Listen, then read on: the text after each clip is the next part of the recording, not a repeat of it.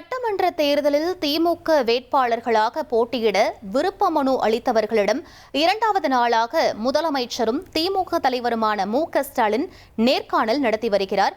இது பற்றிய மேலும் விவரங்களை எமது செய்தியாளர் ரமேஷ் வழங்கிட கேட்கலாம். ரமேஷ், இன்றைய தினம் எத்தனை பேரிடம் நேர்காணல் நடத்தப்பட்டு வருகிறது? முழு விவரங்கள் என்ன பதிவு பண்ணுங்க. சட்டமன்ற தேர்தலில் திமுக வேட்பாளராக போட்டியிட விருப்பம் தெரிவித்து விருப்ப மனு கொடுத்திருக்கக்கூடிய திமுக நிர்வாகிகளுடன் முதலமைச்சரும் திமுக தலைவருமான மு.க.ஸ்டாலின் இன்றைக்கு நேர்காணல் நடத்தி வருகிறார். ஏற்கனவே நேற்றைய தினம் புதுச்சேரி சட்டமன்ற தொகுதிக்கான நேர்காணல் அப்படிங்கிறது அண்ணா அறிவாலயத்தில் நடைபெற்றிருந்தது. இன்றைக்கு இரண்டாவது நாளாக தமிழ்நாடு சட்டமன்ற தேர்தலில் போட்டியிட விருப்பம் தெரிவித்த திமுக நிர்வாகிகளோடு ஒரு நேர்காணல் நடைபெற்று வருவதை பார்க்க முடிகிறது.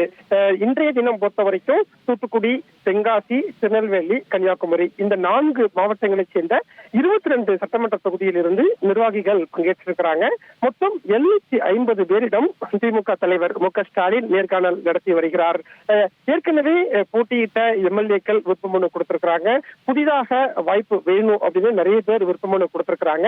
இவங்க எல்லார்ட்டையுமே தொகுதியில உங்களுக்கான பலம் எப்படி இருக்கு, மக்கள் செல்வாக்கு எப்படி இருக்கு, திமுகவினுடைய கள நிலவரம் எப்படி இருக்கு அப்படின்னு திமுக தலைவர் மு.க.ஸ்டாலின் கேட்டு வருகிறார்.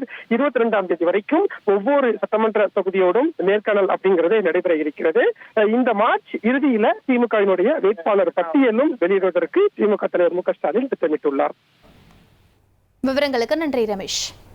1,27,00,000 மனங்களை வென்ற தந்தி டிவி யூடியூப் சேனல். தவிர்க்க முடியாத தம்ப்நெயில்ஸ், கலக்கலான கான்டென்ட்ஸ். நீங்களும் இந்த குடும்பத்தில் இணைய இப்பவே சப்ஸ்கிரைப் பண்ணுங்க.